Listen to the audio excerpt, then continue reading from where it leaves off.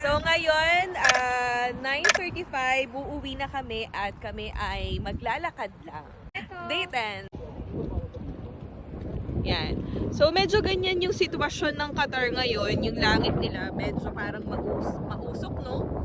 Punta kami ngayon sa travel agency kasi nag-book ako ng ticket. Before kasi mangyari tong sitwasyon na to, nakapag-book na ako ng ticket para dun sa nanay ko na tourist visa. So tingnan natin kung ano yung mga options kasi medyo pinag-iisipan pa namin. Although open naman na, di ba? Open naman na QA.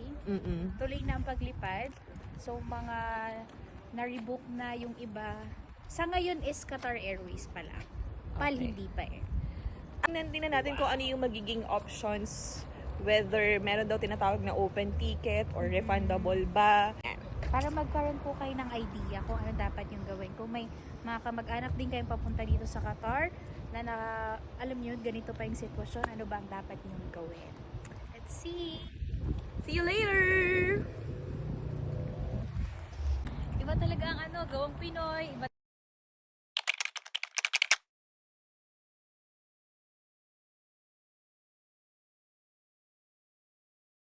Saan tayo pupunta? karanasan. Mag-book tayo.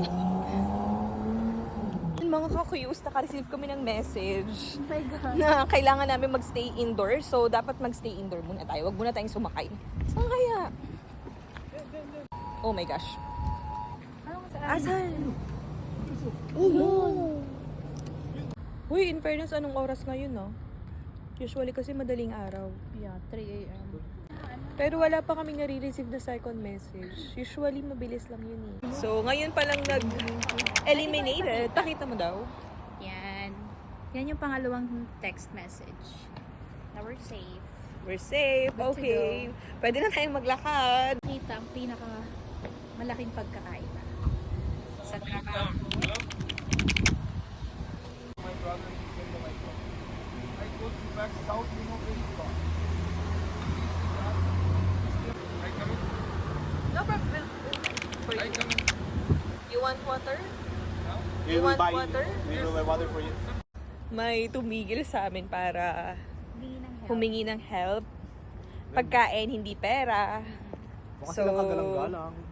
Taga-Saudi daw sila. And so far, yung plate number naman nila is totoong taga-Saudi. Kasi meron daw sila ditong friend na binisita. So, medyo malayo-layo yung biyahe. Siguro nga naubusan sila ng cash. We don't know.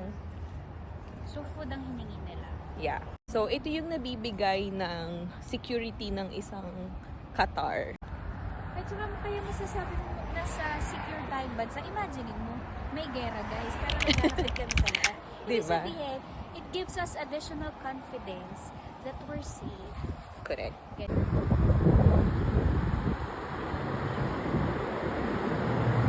Ayan, malapit na kami sa bahay. So far, nagkaroon man ng alert na makakarating naman kaming safe sa bahay. So, yun yung sitwasyon dito na almost every day. Talaga, ganun yung mangyayari.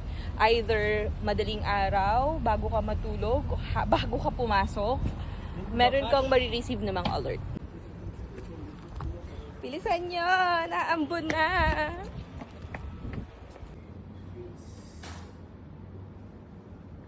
I just want to check the status of my mother's ticket. Full refund. If Philippine Airlines, mayroong deductions, tax and airlines charge, airline fees. And you said right now it's pay later is not accepted anymore. In all like But how about mine because I paid through pay later? Okay. Thank you. So I will receive an email from Qatar Airways. A message. Okay. Okay. Alright, thank you. Thank you. So ayan, kagagaling lang namin sa travel agency para i-check nga yung sa status ng ticket ng aking nanay. So hindi pa siya eligible for full refund or anything na changes kasi hanggang March 12 pa lang daw yung binibigay na update ng sa Qatar Airways. Kaya I just have to wait until 12 and then meron silang binigay na 2 options. Pwede raw ako mag-full refund or pwede ako mag-change ng date within 14 days without extra charge. Tapos tinanong din namin yung option ng open ticket. Pwede naman pala yun. Kaya nga lang, kumbaga, parang depende, may additional siya. Parang kung kailan ako magbubook ng date and then kung ano man yung parang kulang dun sa payment na yun, kailangan kong magbayad. So, yan po yung mga possible options para sa mga kagaya ko na nakapag-book na ng ticket and waiting na lang. So, bale, baka po meron kapareho si tita sa inyo ng date ng travel niya dito.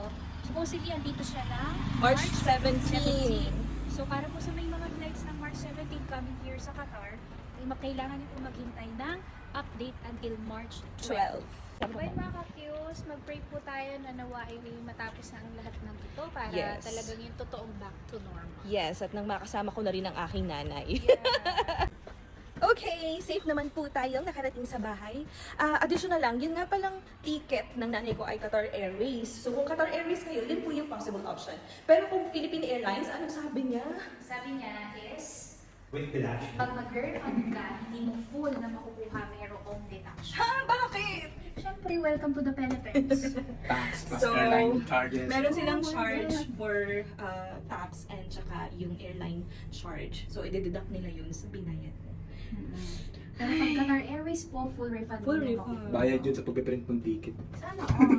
So ayun po Ang mga mahal. ka-Qs. Dito na po kami Dito sa na talaga. bahay. Uwi na kami. Bye!